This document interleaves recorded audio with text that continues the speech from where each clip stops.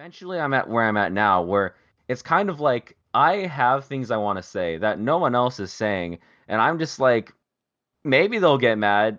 Do I really care though? No. And I just upload the video anyway. So like, AoA, that's a triple play. New episodes, I couldn't wait. Yeah. Open your mind at the first gate. Press play, no need to debate. AoA, check me out. Look, clocked in, you can catch the hype. Golden Dawn, how we follow the light. Anime like life, married to it, my wife. What is going on, ladies and gentlemen, boys and girls, people of all ages? Welcome back to the AoA show. I am your host, as always, Ian, along with my boys Isaiah. Yo, what's up? And Gavin. What's good with it? And today we have a very special guest. You might have seen him on YouTube before in the AniTube sphere. He reviews things like Nijigaku, Rent-a-Girlfriend, is a huge Bleach fan, and does other sorts of edits. His name is WatTheWut, and it's very important to get the A and the U not mixed up, which I did numerous times during it. But anyway, my friend, what is going on? We're happy to have you here. How you doing? talking about? What do you mean? On your podcast?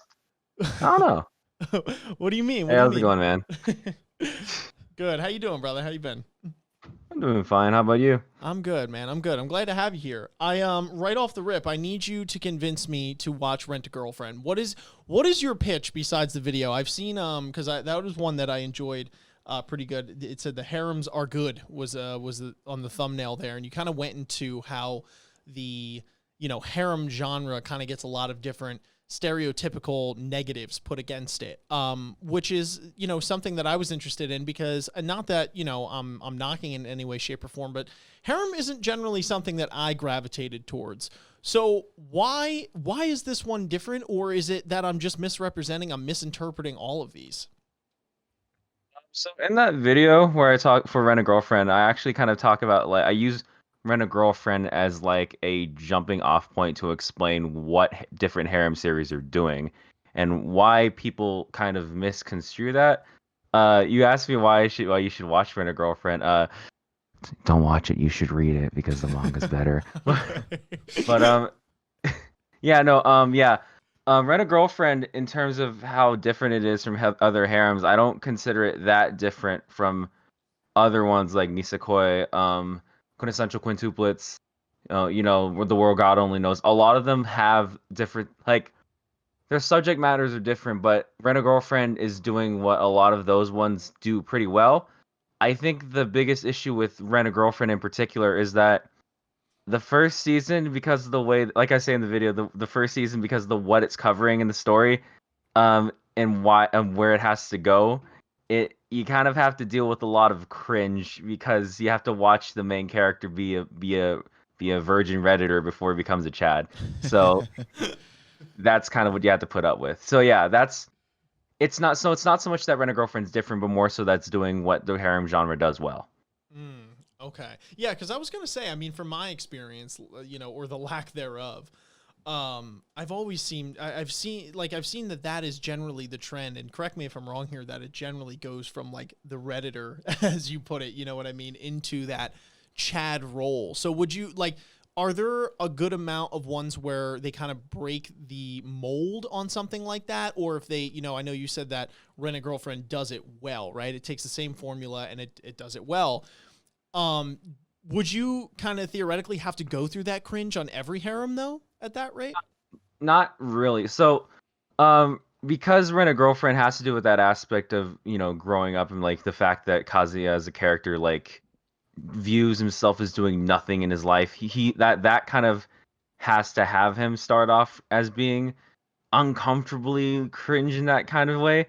I get why people don't like it at first because it takes a while for him to finally just snap out of and be a man. But it's not the case with a lot of them. So, for example, my favorite manga of all time is actually Nisekoi, and I've actually made 2 videos on Nisekoi, kind of because I think it's probably the best at what it does. Nisekoi, and like Raku is a character that a lot of people don't seem to really get, and they view him as like a audience surrogate type of character. But Raku is kind of this character who is for his function in the story is to change all the girls around him, and as he like learns more about like what he does and doesn't want in a relationship, he eventually himself changes and figures out what he himself wants. So that cringe aspect is not unique to Rent a Girlfriend, but it's something that Rent a Girlfriend has to have.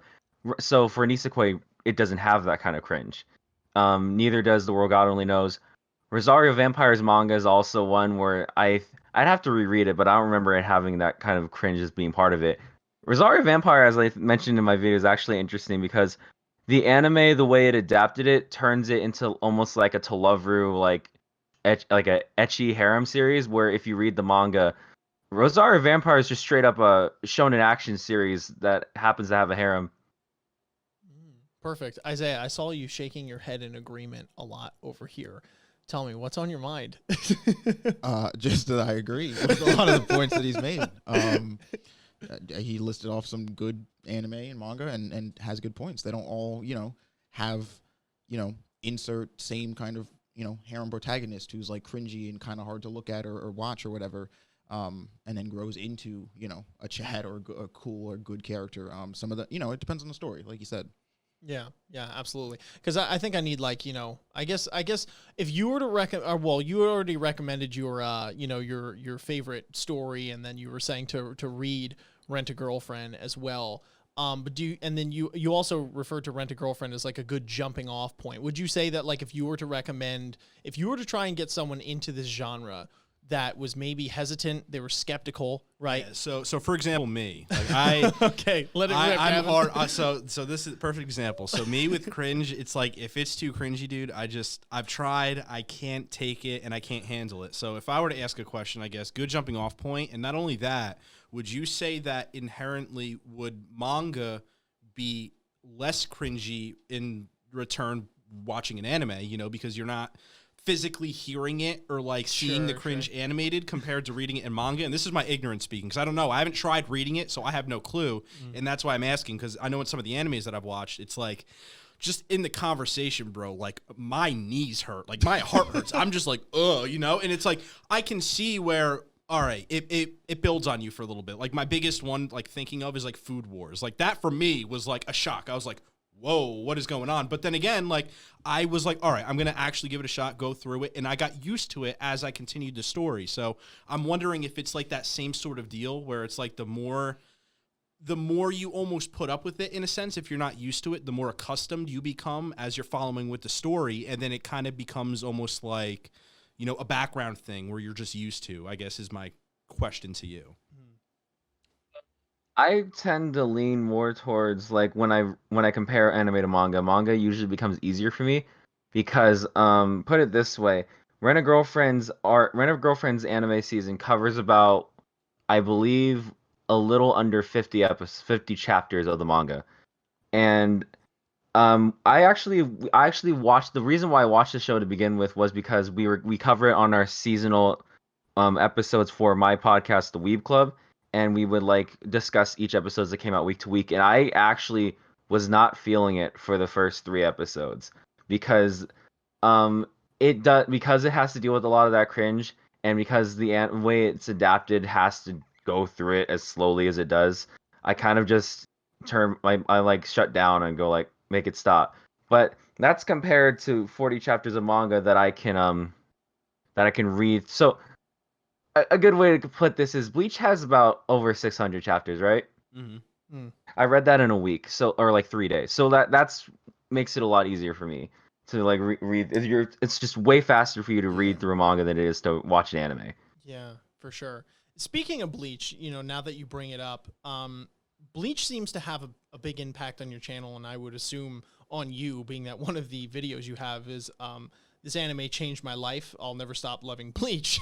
So I have to ask you, why Bleach? And do you think that Bleach was one of the major catalysts in you starting your channel or your journey with anime? You even have a video that responds to Super Eye Patch Wolf about the quote-unquote fall of Bleach. And 4 years later, and now that we have kind of the resurrection of Bleach coming up with its continuation, and we also have spinoffs like Burn the Witch, I'm curious to hear your thoughts on the anime that you seem to hold very near and dear. So Bleach, I actually started watching around the time when people were uploading full like 3-part episode rips on YouTube. Like that's how The good long old ago I was days. watching Bleach.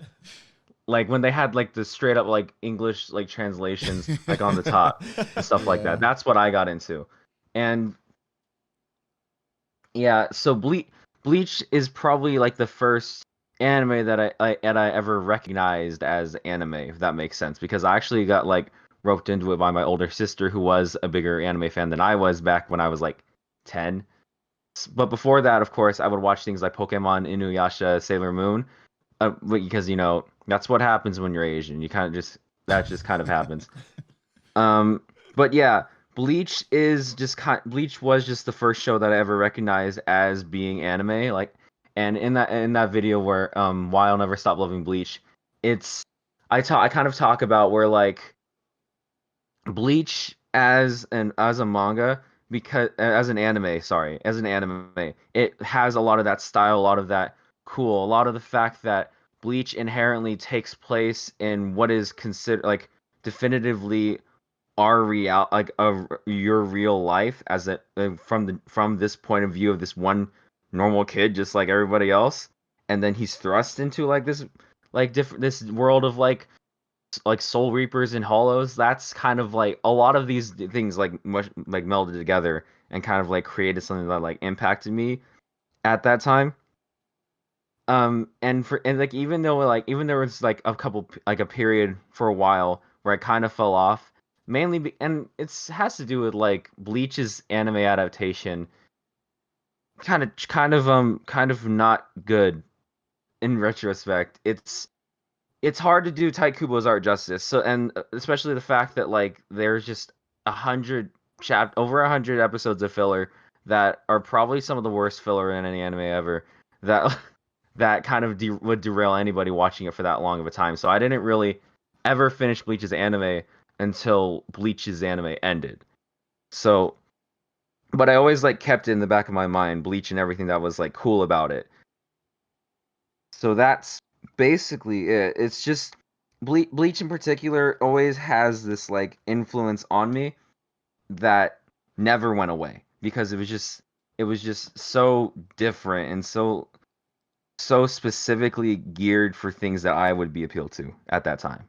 Mhm. Yeah, because it seems that, whether, the anime did it justice or not and all that kind of thing, based off of some of the content that you create, it seems like there's this, I don't know if my phrasing is right here, but like this nostalgic and profound feel that this story has had on you in some way, shape, or form. And correct me if I'm wrong, due to the videos and due to the responses, right? Like, I mean, also, there's Super Eye Patch Wolf in that one in particular. So there is the inherent value of maybe drawing more eyes to the video, being that, that is a larger AniTuber in the grand scheme of things as well. But I find that interesting in terms of like, what is wrong? Can I admit what is potentially wrong with this? What is right? Why do I love it though? Right? Like what are the standout qualities of this story that make it worth reading, it worth watching, it worth understanding, taking a deeper look, I have to say too, I mean, I wanted to get more into your video about, if I'm not mistaken, the name of it was, I Don't Like AniTube. I was talking to you with this on the phone before we went live here, and I had to say, like, I loved the editing style of that video. It was almost like a documentary type feel to it, just like the edits and the cuts and all that kind of thing that came together that literally made it feel like a story, a documentary. You know what I mean? Like of your journey through it. So I have question / comment, and I'm curious to, hear your thoughts and pick your brain on it a little bit. You seem in the beginning of your AniTube YouTube career to kind of be steeped in what, at least from what the documentary, I'll call it, is like more of the negative aspect of AniTube. And again, you could correct me if I'm wrong in any of my assumptions here or word it in the way you see fit. But it, a lot of the video goes through your personal growth, in becoming, more positive light, and not even really at the end enjoying like everything that AniTube has to offer, but being so passionate about the subject of anime and everything like that, that in spite of all of the wrongs that it has, you were still willing to, you know, go forward and pursue it and all that kind of thing. And so I wanted to hear, you know, your story on that for anyone who is not familiar with you or your channel, maybe is coming from our channel and wants to, you know you on a more personable level, or people that maybe had never gotten the story from the horse's mouth, as it were. And then after that, I was curious, kind of as a follow-up question, because I kind of feel like it relates. Some of your videos, and I mean, you know, there can be a span of time in which you post. So I'm assuming a lot changes, obviously, from week to week, from month to month, from year to year, obviously. But there are a lot of, you know, controversial statements or topics that are talked about in your videos, right? That would, you know, heat up some people, for lack of a better term, right? They might be ready to come at your video like that.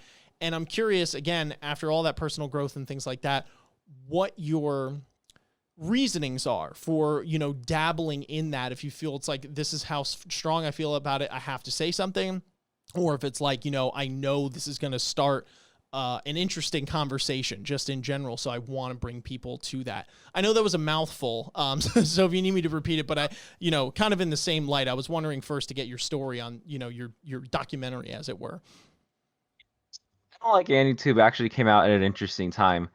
I did actually have an issue with some people when they, like, a lot of people in AniTube for some reason have this idea that the reason that video was made was obviously to start drama in the community. That's not really true. I actually, when I was making that video, I had just come off of the heel, because I went through this weird journey in the time that I've been on YouTube. Because when I first started out, for some reason, I thought that making anime reviews was the move. It wasn't, because nobody watched my shit, and it was kind of like, they were not good. Those videos were not good. For some reason, some people in my comments like enjoyed them, but every time I look back on them now, I can't sit through more than like 5 minutes of it without wanting to die. And and so like there was a period of time where like I just struggled to make video reviews because I had this idea that like, oh, I have to be fair, I have to be balanced, I have to acknowledge flaws where if people think they're there, I have to, you know, be positive about some shows that I don't like. And it was like soul crushing. It was like making videos that I didn't want to make. And I guess that sort of negativity, and then on top of that, watching my videos not do well, kind of like festered inside to the point where like, and on top of, you know, YouTube constantly taking down my videos for copyright. There was a certain video that was uploaded by a YouTube user at the time. She's trans now, but his username was DigiBro. DigiBro uploaded a video called "Just Shit Talking Anime YouTubers for 30 Minutes." Oh God, what have I done? And it was this video that like blew up in AniTube. Like Digi like dropped a bomb on all of AniTube, just calling out all the big people, starting fights, you know, because of course Digi was one of my biggest influences when it came to AniTube, and and for a while I had already been sort of not looking at Digi in a positive light, and that video kind of just shot off like every single negative thought that I had, and like made me realize that, oh yeah, no, he's a fucking idiot. So then I basically for a straight 2 years went after this man. I got, for a while I was known as that guy who made How Digibrony MLP Saved the Entire Anime Community, which was this series of videos where point by point I broke down Digi's hypocrisy and everything that he was saying that was wrong.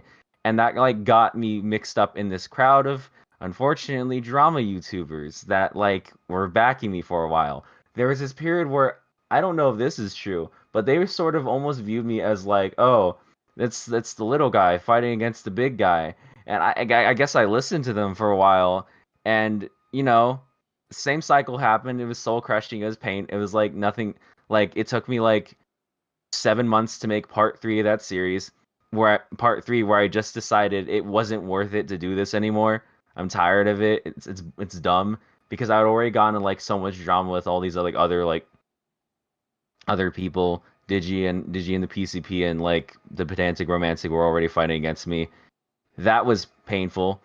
And then on top of that, I also decided, against my better judgment, to start a fight with Seth the programmer and his and his buddies. Seth the programmer, who I edit videos for now. But and yeah, I made a basically the Seth the programmer one's interesting because the reason why I had a fight with him was because I'd like been subbed to him for like a year, and then he said he was like calling out like the anti-power scaling community, and Seth's videos back then didn't really get across his points very well because they were unscripted Discord calls that he would just record and then place like footage where there were like obnoxious sound effects over everything, and it made it worse. And I kind of like, basically, if you watch the video where I did kind of go after him and his buddies, it was really me only going after Swag Kage and Chuck the Cybercuck, and just kind of saying that Seth, your videos, they're edited not very well. Your audio quality sucks. You should script your videos, which, funnily enough, after that video went up, he scripted his videos and his editing got better. So, yeah. He So just goes, "You're welcome." well, I mean, like it's for the better because Seth honestly makes some of the better content out there right now. He has a video that I edited called "The Strength of Son Goku," where it's probably one of the only good character breakdowns of Son Goku out there. Which he's like I don't want to be I don't want to be funny. I did that, but more so just like I was basically just kind of wasting my time just like going after these people. And then when I made I don't like AniTube, when I think it was like 2018, it was like this moment where I was just like, I'm done. I'm tired. I don't want to do this anymore. I want to just kind of get my thoughts out there. And I was like talking with my friend group for like months, and I was for like a month, and I was like, should I make this video? I don't know if I should make this video because I already have this reputation, and they're all just gonna come after me if I make this. And they were like, no, you have to make it. You have to make it. And I was like, fine. And I uploaded it. And if you look in the comments, you got Giga, Glass Reflection, all these other bigger AniTubers are like sympathizing with that same journey.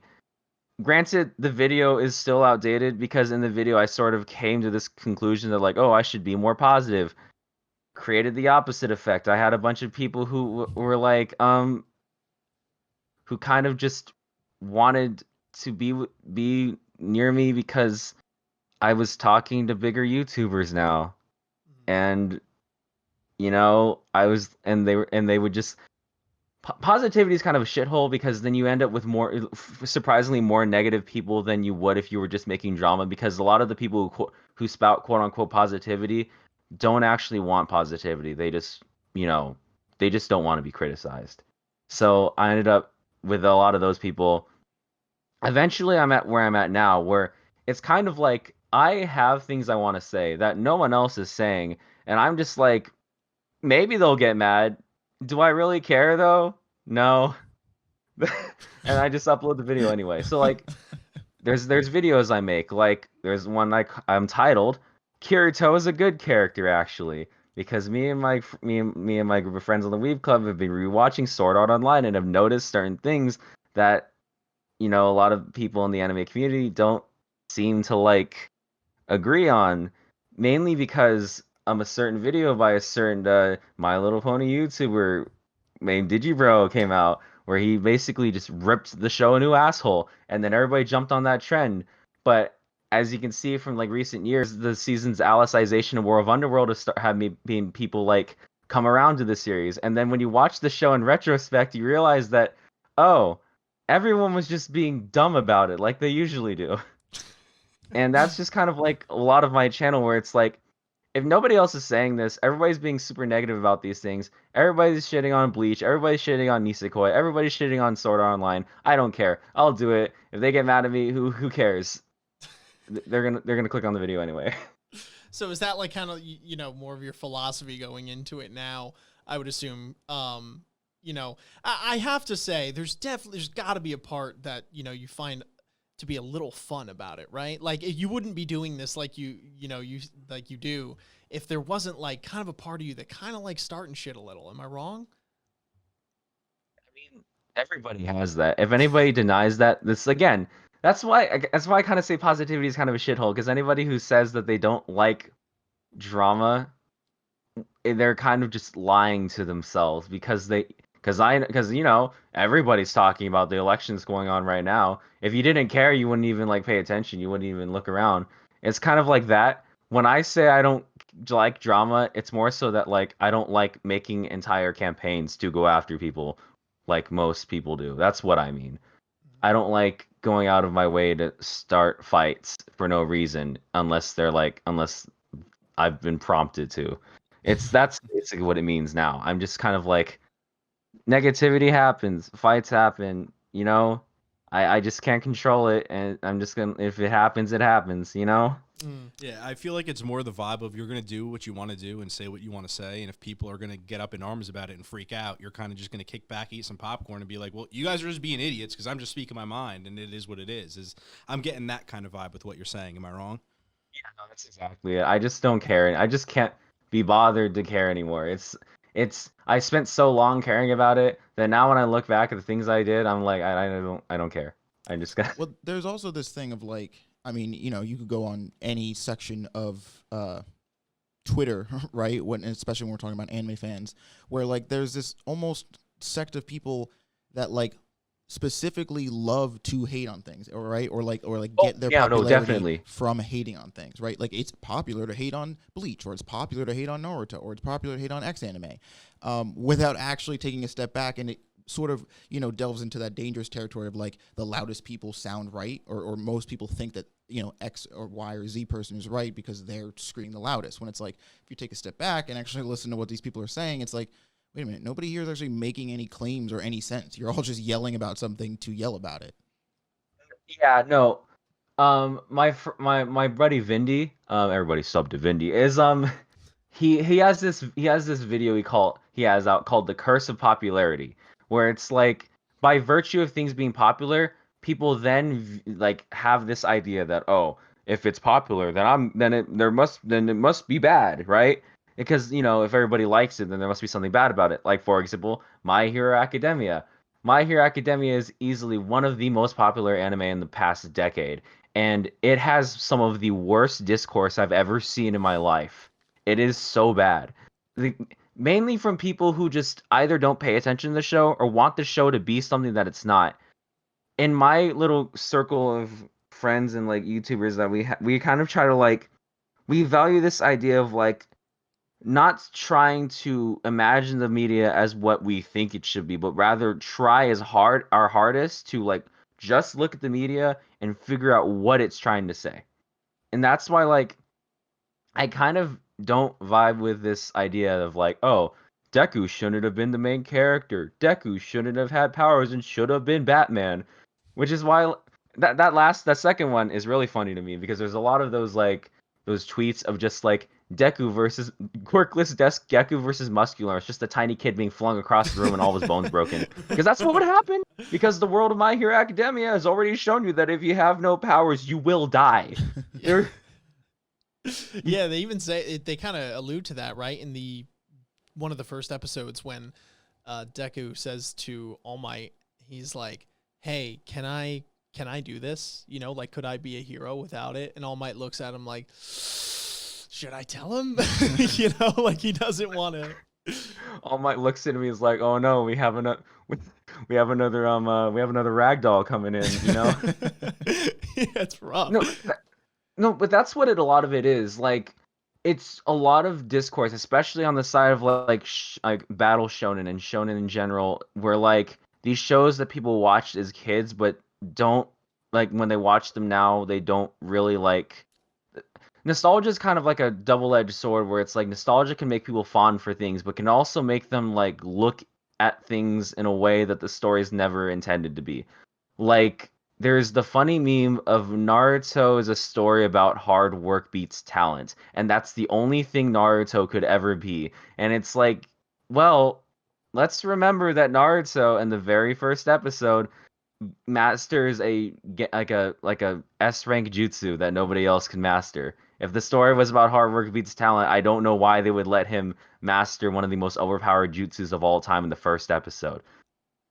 If the story was about hard work beats talent, then why did Gaara lose to Rock? Why did Rock Lee lose to Gaara? It's like a lot of that, where it's like, if you look at the overall scope of things, sure, hard work beats talent is a theme. It is a theme. It's kind of a theme with most stories about martial arts, because inherently martial arts stories and fighting have to have the characters work hard. but Naruto and a lot of other shonen series have other things that they're trying to do, and most people don't pay attention to that and will only single-mindedly focus on the one thing they really attach to. Like, for example, there's the funny meme of Bleach peaked at Soul Society. And then when you look at the discourse surrounding Bleach, it doesn't make sense, because then they go, Arrancar is bad because it's just a ripoff of Soul Society. And then you're like, okay, what about Fullbring, the one arc that's not like Soul Society? And then they go, oh, Fullbring's bad because it's not like Soul Society. And then what do you want? If you want to be unhappy. Yeah, right. I think, no, dude, honestly, like, not even jokes aside, I think that is something about, like, people. Oh, yeah, I was serious. No, yeah, I know. Like, people find problems, right? Like, it's kind of going back to our, our conversation about kind of enjoying a little bit of the drama, at least in small spurts. And some people enjoy reveling in it more than others. But there is something to be said about people in search of problems, right? When they have none to have, right? When they go on social media and it's like, hey, somebody slightly disagrees with what I have, and it's like, okay, you could leave that alone, but it's like, well, I got nothing better to do, right? And it's like, I feel like that's an issue. And I feel like another thing, in terms of like why these conversations happen and unfortunately in the negative from time to time is for things like that. And also for people not knowing what they want, which is something that you said. Where it's like, okay, well, it just needed to be like this or like that. And I think at the end of the day, there's just a lot of people out there that are like, that could probably chalk that up to just, it's not my taste, and like leave it at that. Right. But it's like, no. They needed to do this, that, and the third differently. And like, let's not lie to ourselves. There are some stories out there, manga, anime, whatever, that are bad, right? They're just not well written, or they're just not well adapted. And a lot of people could come and agree on those sorts of things. But when it comes to like the middle of the road shows, or like the ones where it could kind of lean this way or that, a lot of it is personal preference at the end of the day. And it's like, all right, if it's not your cup of tea, then so be it. But like, you don't have to go that hard into trying to critique it down to the last minute detail over that, and then thirdly, I think it's not like you were saying with the Naruto thing. I think a lot of people look at certain shows, kind of piggybacking off the second point there that I just made. People look at things in a very black and white style of way, or very narrow, in that, okay, the example you brought up with Naruto, where it's like, Naruto is a show about hard work, done deal. You know what I mean? Like, that's it. Cherry on top. We're done. This conversation's finished. And I think that's something that, a lot of people get tripped up on too, is that they focus in on one aspect of a very multi-layered show, right? If we're using Naruto as an example, or whatever else, take your pick, So it's just kind of finding time to pick those battles, and if those battles are worth it. But do you know how many problems could be solved if just so many people just sat there and then just admitted that, I don't like this. This doesn't appeal to me. So many arguments could be ended, and we could, and so much slander could be avoided if somebody could just look at the thing and go like, I don't like that, and then that'd be it. Because I think I say this to people where it's like, they don't understand like that concept of subjectivity versus objectivity is kind of like an ongoing argument, because people view objectivity as like, you're factually wrong or you're factually right, where objectivity is more so, it just means like, so you guys know the difference between a law and a theory, right? A theory can be disproven, but both of those things are still objective. It's just that one of them can be disproven and one of them can't. So like, the way I kind of view it is like, if somebody says they don't like something and that's all they say about it, I'm like, okay, what am I supposed to do? Break into your house and force you to like it? What do you want? Like, but if somebody says something like, oh, Bleach abandoned its theme of grief, I'm gonna be like, no. It didn't, because if you look at this chapter, it's at the point now where I feel like a lot of people just, it's like internet criticism has forced people to believe that even if they like something, they have to find something wrong, or they're not being quote unquote fair. When the bottom line is, if you don't find anything wrong, it's really just because nothing about it bothered you enough for you to view it as being wrong. Like, again, like, really, that's it. I mean, you can still have the arguments, and that's just the nature of discourse itself, but it's not like it's okay. it's kind of like if I don't like, for example, Seven Deadly Sins, which I don't, and somebody else does, and they view something as a positive, and I don't. What am I supposed to do? Force them like into submission until they change their worldview?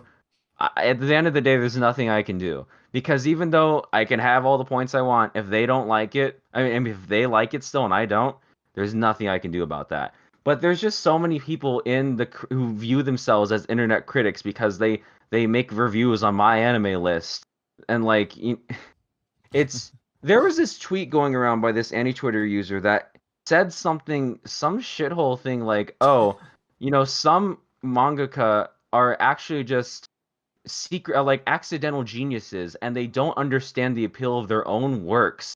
And I was like, I was sitting there and I was thinking and I was like, the first thing this man's going to mention is Naruto. Lo and behold, the first reply to that tweet was him mentioning Naruto and how Masashi Kishimoto didn't understand the appeal of his own series because haha, they have giant spirit Gundam fights. And I go, okay. Okay, calm down, man. Just I'm pretty sure the one person who understands Naruto the best is the man who wrote it. Like, don't.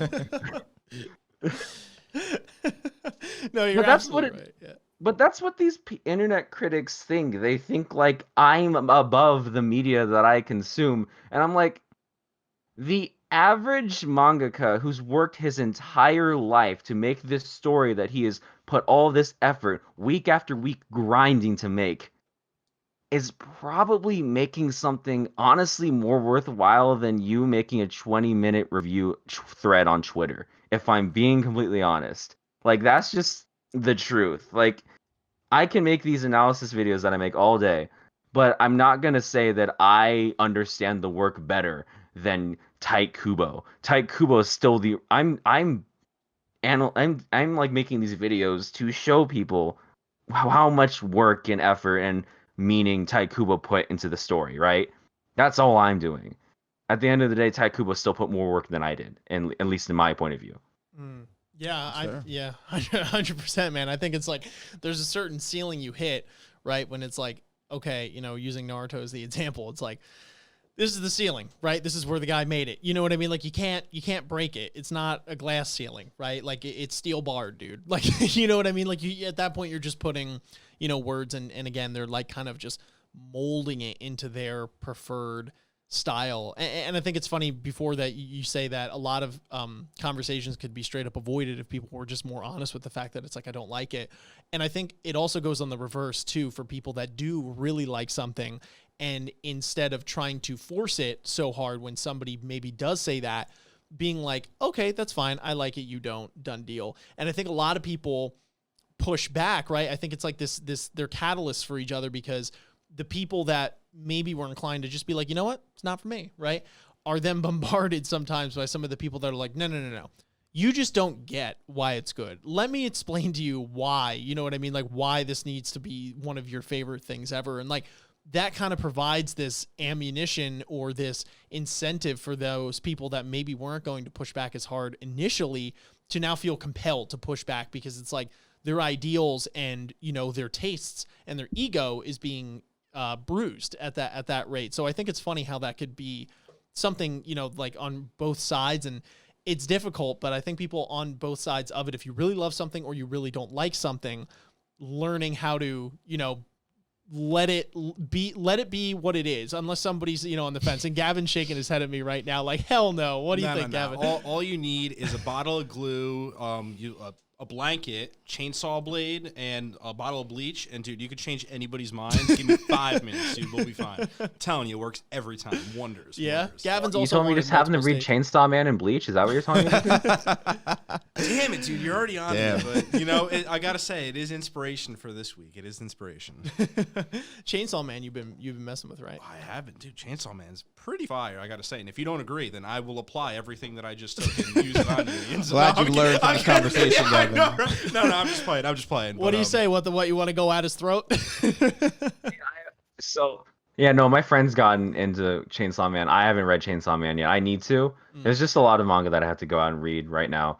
because it's just too much. My backlog is like 1,000 entries deep, so I don't like. I'm not Yeah. getting to a lot of things anytime soon. Such as every AniTuber, I feel, or just in general. It's like, we say this all the time, like broken records, but it's funny to voice our complaint to someone who's also in the same field, as it were, because generally speaking, y'all can relate, where it's like, once you take the position of I'm going to enmesh myself in this community, the more than just this consumer, but a creator, it's like your actual time to then consume like whatever it is, anime or read, like gets so cut down because of like all the pressures of making whatever content that you are. I don't know if you've ever experienced that, but I would assume if you say you have a backlog of 1,000 things, then you may be on at least a small level. Yeah, so it's interesting the way I kind of view things is because like at least in my case and a lot of the people that I make videos and discuss them with is that like funnily enough you say like it's interesting that you guys keep mentioning that like I'm like me as part of AniTube lately in like the past year, even though like I guess tactic like I feel like kind of like I've always felt kind of disconnected from AniTube as a whole, mainly because like a lot of the things I feel like I do are kind of antithetical to a lot of AniTubers. Like, so for example, I would never make a video on like Evangelion's like a lot of AniTubers what they'll do is they'll make a video on like a series and then they'll just proclaim that this series is like inspired by or is similar to these things. Which, you know, oftentimes they're wrong. Like there's people who say that a lot of shows are, you know, inspired by Evangelion, when Evangelion's actually inspired by Ultraman, you know, Gunbuster before it, a lot of different sci-fi series, because Hideaki Anno and the staff at Gainax are otaku. They were otaku and they made Gainax because they were otaku and wanted to make anime of their own. Like when I make a video about a series, I then go and like watch something to like when I made a video on Megalobox and when I criticized Megalobox for what it was doing, I then went and read the entirety of Ashita no Joe to then compare what each one was doing. So like I don't like a lot of things I watch are for the sake of like backing up arguments for things. I'll never make a video on like how this Kamen Rider series is the best Kamen Rider series if I don't watch everything, like at least a sizable amount to then like back up my claims for that. A lot of AniTubers kind of just don't back up their claims. I think Pause and Select, if you guys have heard of Pause and Select, he makes like a lot of videos on isekai and stuff like that. He kind of has this meme where he says like there's like nope, where's the fucking source? Where's your goddamn source, right? Where people will just make a claim like, you know, oh, Bleach got canceled. And I'm like, okay, where's your source for that? Because I have a source that literally says otherwise, but from Taikubo's mouth himself. But if you're just gonna claim that, go ahead. You know, and I don't think AniTubers understand the impact that their content may potentially have. Super Eye Patch Wolf is a really cool guy. John's really cool. I met him at AX, and we were actually on that stream. You guys saw that video. I was actually supposed to have him on there. He's kind of told me that he's not comfortable talking about Bleach anymore, especially after making that video because he got a lot of hate for it. But I feel like he's way better at explaining why things are good than explaining why things are bad. Because when he explains why things are good, he gets into all the nitty-gritty details, the history of all the things that make it good. But when he talks about things that are bad, like he'll like say things like Bleach, you know, the table of contents determined, you know, Bleach's popularity, which isn't true because the table of contents is just a placement that the editors do. We don't fully understand what the table of contents and the placements for them are. It's more likely that because Bleach was such like one of the biggest things that they put it towards the back to give other series a spotlight, which is more likely that editors have confirmed that.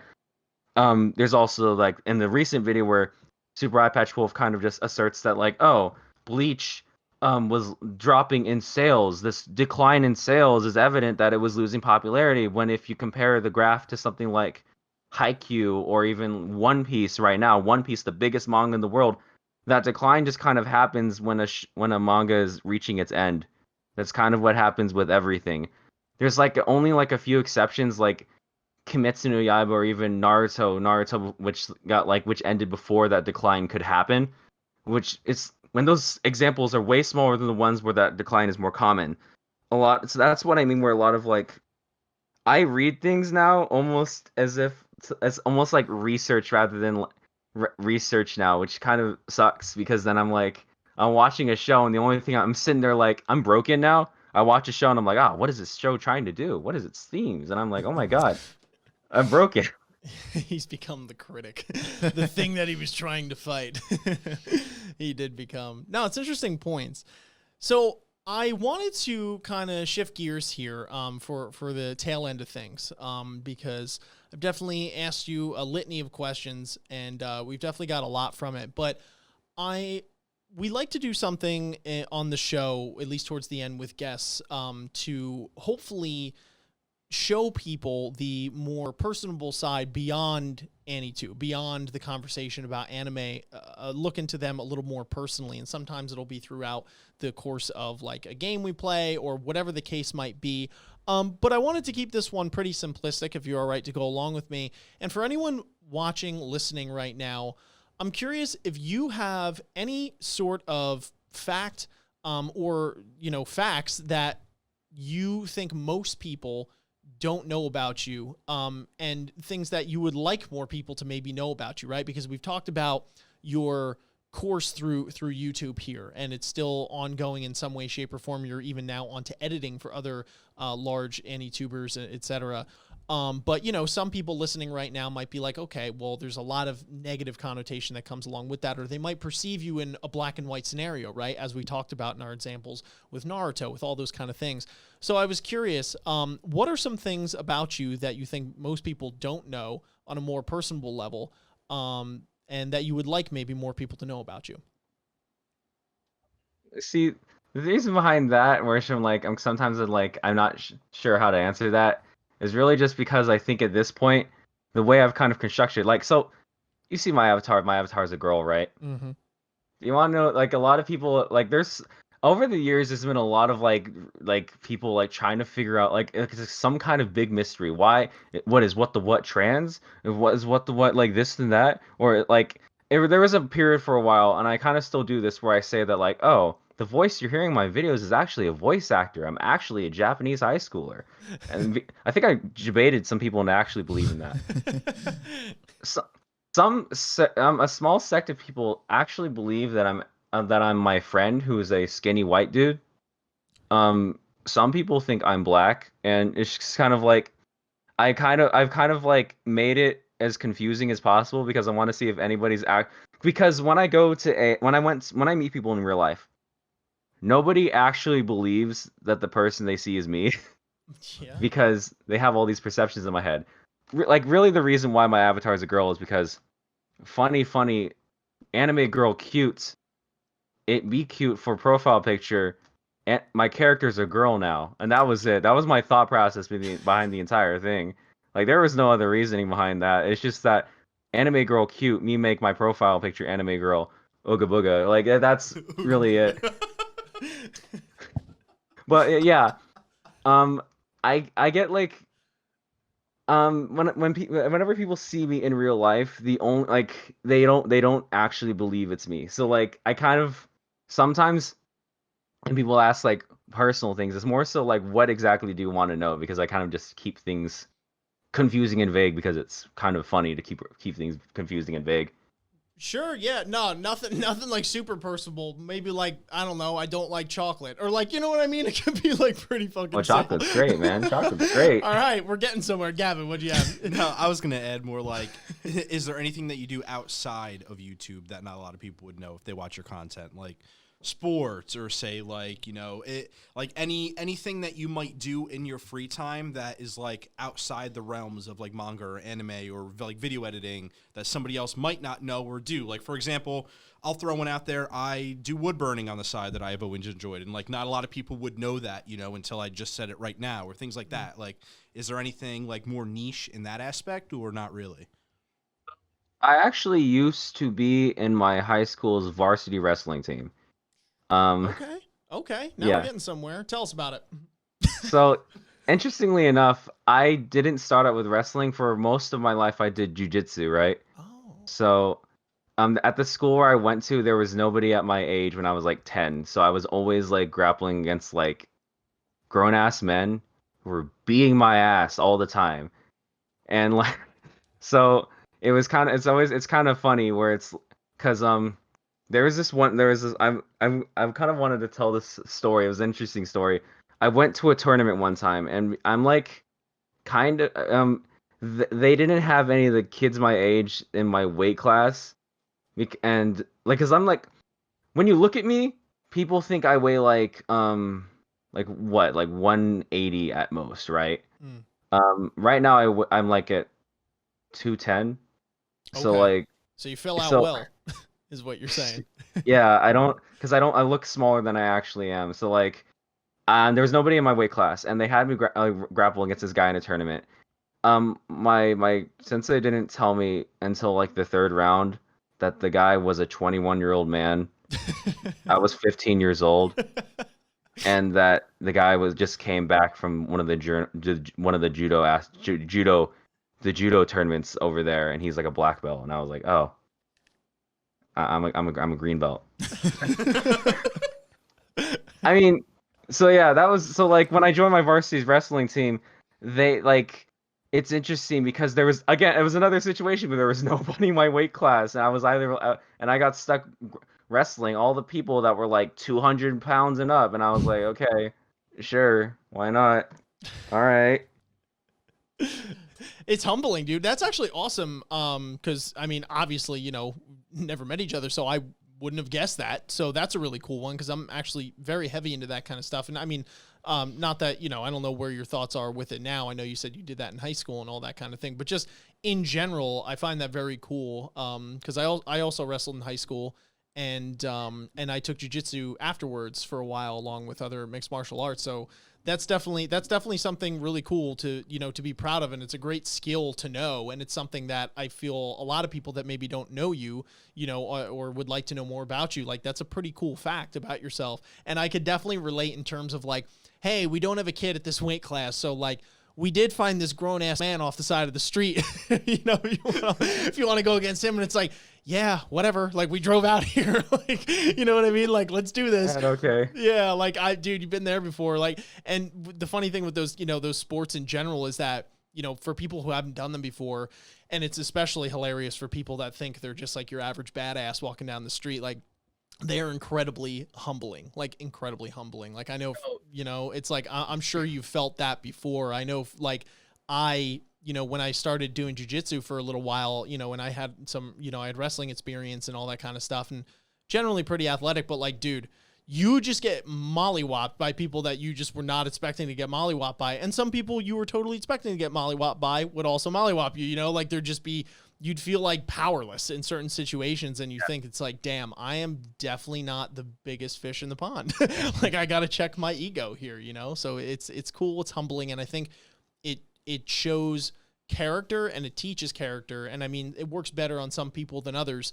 But generally speaking, when you meet people that have trained mixed martial arts or, fighters as a profession or whatever, in my experience, most of the time, they are the most humble and down-to-earth people you've ever met in your life. And I feel a lot of those people, whether they fight or not, or train it, and even if they did in high school, like you learn a lot of very valuable life lessons from those sports because of how tough they can be inherently, and because of the fact that it's a 1v1 scenario. Like there's no one really to blame when you lose. And it's like, I know with wrestling, it's one of the hardest things. Like it would break kids all the time if they would lose, and it's like their parents are there and everyone's watching, and it's like, you're playing like a football game or something like that, not to say they're not difficult, because they are, but like, you know, there's always someone else on the team that you could be like, oh my God, our QB was just so off this day. Or like so-and-so didn't hand the ball off, or like, you know, that guy was whatever. Like, but it's like in those types of sports, like jiu-jitsu, wrestling, you know, it's like, nah, I just got like choked the fuck out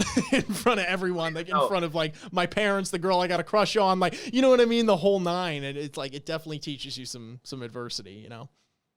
Even differences between the mentality of like wrestlers versus like jujitsu and like grapplers, basically. Because like I grew up in like jujitsu, and I kind of like I was never afraid of grappling someone bigger than me. It was kind of because you kind of get used to it. Jiu-jitsu is very much a martial art where even if you're at a disadvantage, you can still submit someone. Yes.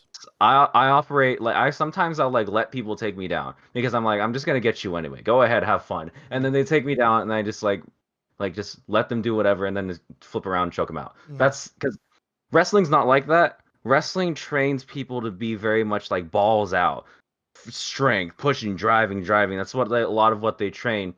So of course the bigger guys are gonna have a bigger advantage because they have more mass. They're used to being stronger. When in my experience, it's actually like sometimes grappling smaller guys is kind of fucking scary. Like my sensei was like half my size, but when he grapples you, you feel like there's a 500-pound man on you, and you feel like you're going to die. Like that was what it was like, and it's a very interesting mindset between the two.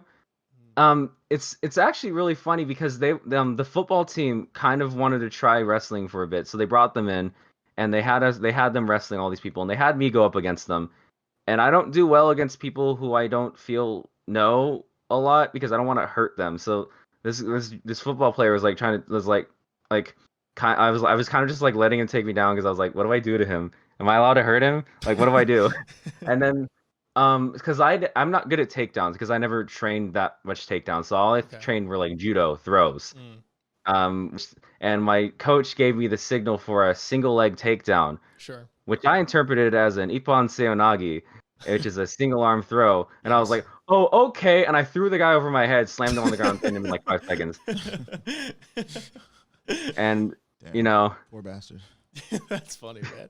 No, that's cool stuff. Also, like some of the wrestlers that were not ready for judo kids and were just not expecting it. Like when you actually throw someone with a judo throw and do it perfectly, it like knocks the soul out of you. So it's like, it's humiliating and awful. leave your body, right? It's like, it's terrible. When you hit the ground, you feel this impact, and then you feel like this weight come off you. Like, oh, there it goes into the afterlife. For sure, I'm dead man. now. Yeah, I am dead. I have left this world. I have died. No, that's awesome stuff, man. Thank you for sharing that, because I think that's something that's really cool. And I mean, I could talk about that crap for hours. So that's a cool thing, man. Thank you for that. But listen, we took a lot of your time here. I really want to thank you for taking the time to come on the show. I think we had a fun conversation. I hope you enjoyed yourself as much as we enjoyed having you. And I hope all the people out there that are watching or listening were able to get some sort of entertainment or value or learn something from this conversation. But before we sign off, where can people find you besides YouTube if you are on the map anywhere else, or you have any other future projects or endeavors coming up that you'd like people to know about? You want me to plug like a motherfucker right now? Oh, okay. yeah, go ahead. Plug it. all right. So aside from my main channel, I also have a podcast called the Weeaboo Club with YouTubers Craftsdorf, Vindy, and Inmanji. We have 2 different shows. We have 3 different shows we do on there actually. The first one is a seasonal discussion we do every week as episodes come out for the season. Right now we're talking about Jujutsu Kaisen, Kuma Kuma Kuma Bear, Dragon Quest Dies Adventure, and Love Live Nijigasaki School Idol Dokokai, or Love Live Nijigaku. We're talking about all 4 of those. On top of that, we have another series where we have like a bi-weekly thing where we discuss like a backlog show. We just uploaded an episode where we talk about Bloom Into You, the manga, and then I think either next week or the week after we have our episode where we talk about Soul Eater Not, the manga.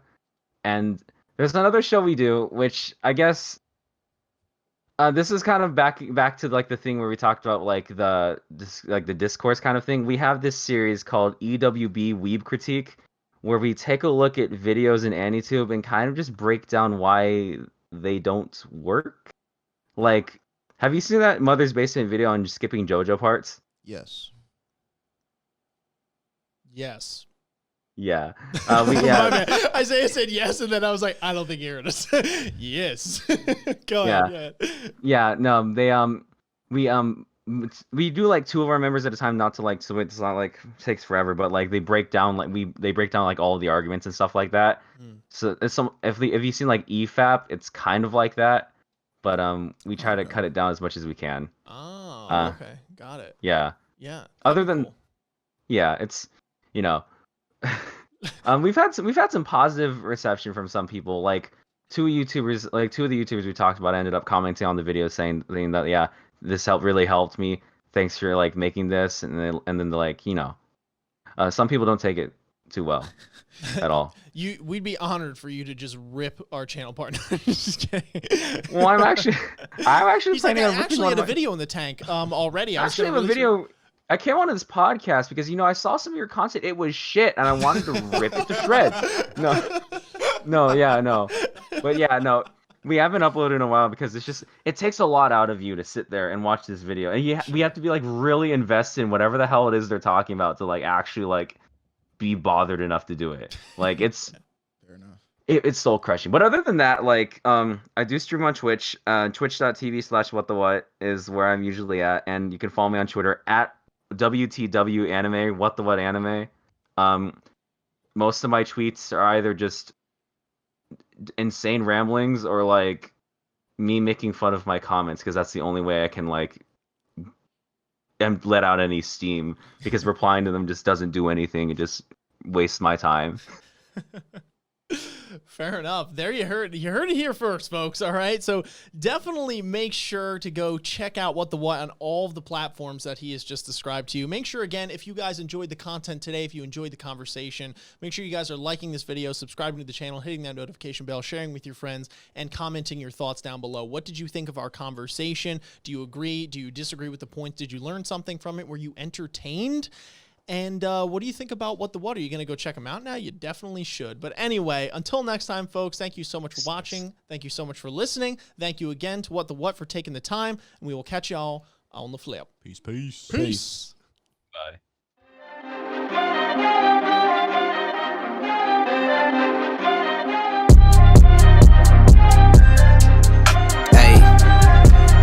Hey, you know what it is, dog.